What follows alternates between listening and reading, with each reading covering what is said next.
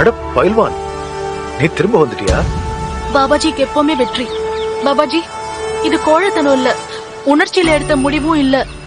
நான் நல்லா யோசிச்சுதான் சன்னியாசினியாக முடிவெடுத்திருக்கேன். நான் கண்டிப்பா ஆயிடுவேன். நீங்க என்ன எப்படி வேணாலும் சோதிச்சு பாருங்க. உங்க பொண்ணு ரொம்ப பிடிவாதக்காரிங்க. முடிவெடுத்ததா வந்திருக்கா. நானும் அதே மாதிரி பிடிவாதக்காரன் தான். ஆனா நான் சொல்றத நீ கேட்டாதான், நீ சொல்றத நான் கேட்பேன். சொல்லு, சம்மதமா? சம்மதம் பாபாஜி. அப்ப கேட்டுக்க, நீ சன்னியாசி ஆகக்கூடாது. நல்லா படிக்கணும், குஸ்தி விளையாடிக்கிட்டே இருக்கணும். நீ பயில்வானாச்சே, பயில்வானா தான் இருக்கணும். அதுதான் உனக்கு சரியா இருக்கும். என்ன நீங்க இங்க இருந்து திரும்ப அனுப்பிச்சிட்டீங்கன்னா எங்க அம்மா எனக்கு கல்யாணம் பண்ணி வச்சிருவாங்க. இல்ல இல்ல, அந்த மாதிரி தப்பெல்லாம் செஞ்சிடாதீங்க. இப்போ உங்க பொண்ணு படிக்க வேண்டிய வயசு. உங்களோட அனுமதி இருந்தா மம்மி இங்க ஆசிரம ஹாஸ்டல்லே தங்கிக்கிட்டு ஆசிரமத்துக்கு சொந்தமான காலேஜ்லயே படிக்கலாம். ஆசிரம சார்பா குஸ்தியிலையும் பங்கெடுக்கலாம். ஆசிரம சார்பா விளையாடுனா எந்த ஒரு சாக்கு போக்கும் சொல்லி இவளை யாராலையும் தோக்கடிக்கவே முடியாது. பாப்பாஜி, நீங்க சொல்றது என்னமோ சரிதான். ஆனா எங்களுக்கு காலேஜ்லயும் ஹாஸ்டல்லையும் பணம் கட்டுற அளவுக்கு வசதி இல்ல பாப்பாஜி. உங்களை மாதிரி ஆளுங்க கிட்ட இருந்து காசு வாங்குற கீழ்த்தரமான வேலையை என்னைக்கு நாங்க செய்ய மாட்டோம். இது எல்லாமே கடவுளுடையது, அதாவது எல்லாருடையதும்.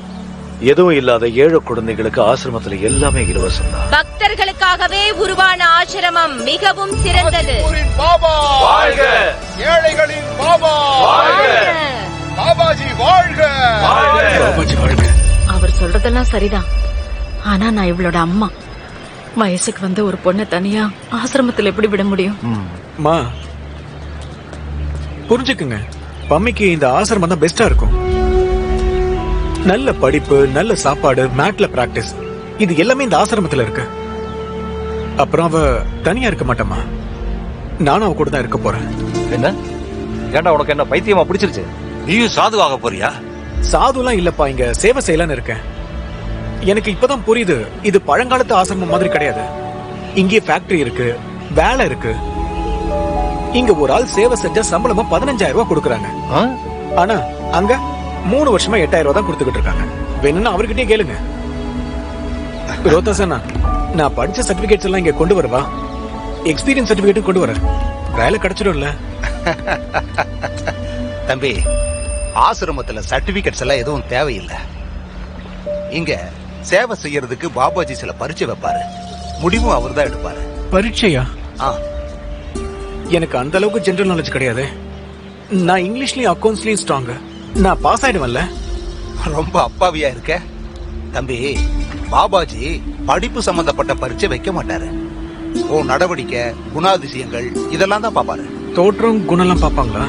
ஆமா, எல்லாருக்கும் பரீட்சை வைப்பாரு. இது எல்லாத்துக்கும் மேல பாபாஜிக்கு தான் எல்லாம் தெரியும்.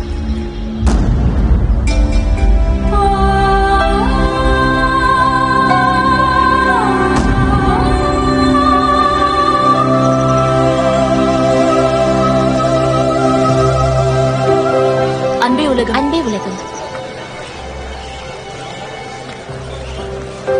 அன்பே உலகம். உள்ள வாங்க. இடம் நல்லா இருக்கு. அன்பே உலகம். அன்பே உலகம். அன்பே உலகம். அன்பே உலகம். அன்பே உலகம். இந்தம்மா, இந்த ஃபார்மை ஃபில் பண்ணி சைன் பண்ணு. சைன் பண்ணு. அதை கொண்டு வாப்பா.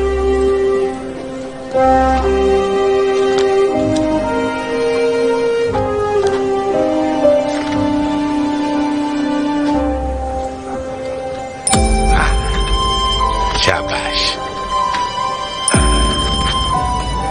இதை வாங்கிக்கமா. வாமா, நான் உங்களோட ரூமை காட்டுறேன். வானே, நீயும் வா. இல்ல இல்லம்மா, இவர் அந்த இடத்துக்கு வரக்கூடாது. லேடிஸ் எல்லாம் இருப்பாங்க இல்லையா, அதனால இவர் அங்க வரக்கூடாது. போலாமா? சூப்பர்ல. என்னை பத்தி நீ இனிமே கவலையே பட வேண்டாம். எல்லாமே நல்லதுதான் நடக்கும். ஜாக்கிரதையார் பயில்வான். இந்த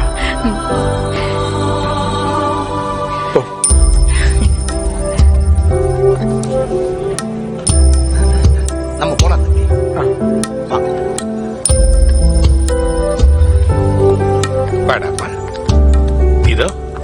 இதுதான் நீ தங்க போற ஹாஸ்டல்.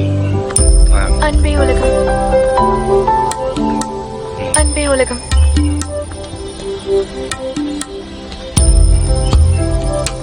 பம்மி வாடா தங்கம். சுமன் எங்க? அம்மா அவ காலேஜ்க்கு போயிருக்கா. அப்படியா, சரி சரி. இவ பர்மிந்தர். பம்மி இனிமே இவ உன் கூட தான் இருப்பா. உன்னோட புது ரூம் பார்ட்னர். பாபாஜிக்கு வெற்றி. பாபாஜிக்கு வெற்றி. வெல்கம். என் பேரு ரேகா. இதுதான் உன்னோட பெட்டுமா? சரிங்க. சனோபர், உன்னை அறிமுகப்படுத்திக்க மாட்டியா? ம்?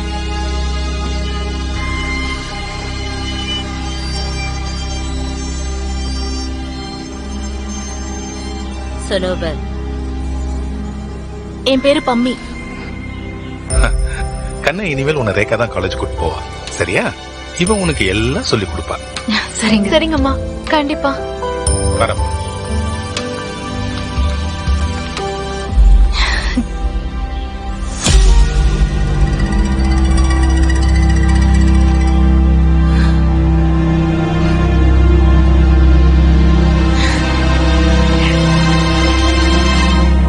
வா போலாம்.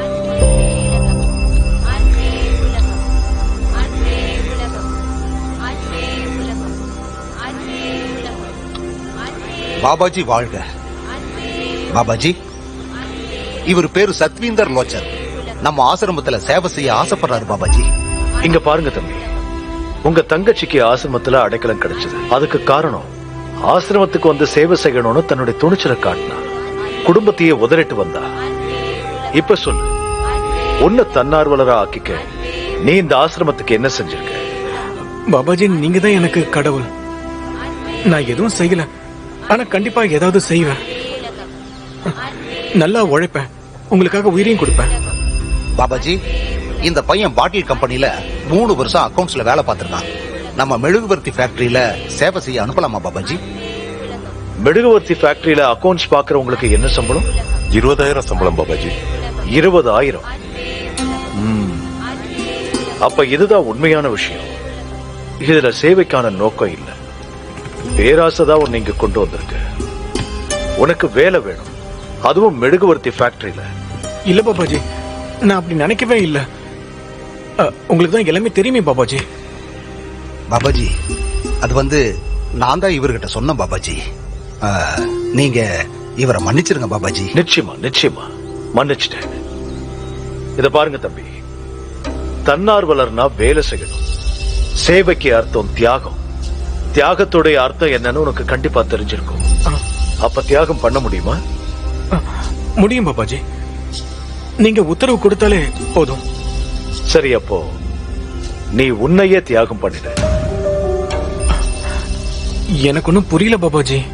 அடுத்த வாரம் இந்த ஆசிரமம் சமூகத்துல சித்திரவதை அனுபவிச்ச பெண்களுக்கு திருமணம் செஞ்சு வைக்க போகுது. அதுல ஏதாவது ஒரு பொண்ணை நீ விரும்பி அவளை கல்யாணம் பண்ணிக்க. அதுதான் நீ செய்கிற தியாகம். இதுதான் உனக்கான பரீட்சை. ஆனா பாபாஜி, தயவு செஞ்சு ஆனா அது இதுன்னு எந்த சாக்கு போக்கும் சொல்லாத. இப்படியெல்லாம் சொன்னா சேவை செய்ய முடியாது. முதல்ல உன்னையே தியாகம் பண்ணிக்க தயார் பண்ணிக்க. இங்க பாருங்க பாபாஜி, இவனை கூட்டிட்டு போங்க. பாபாஜிக்கு எப்பவுமே வெற்றி. போங்க தம்பி, போங்க போங்க. பாபாஜி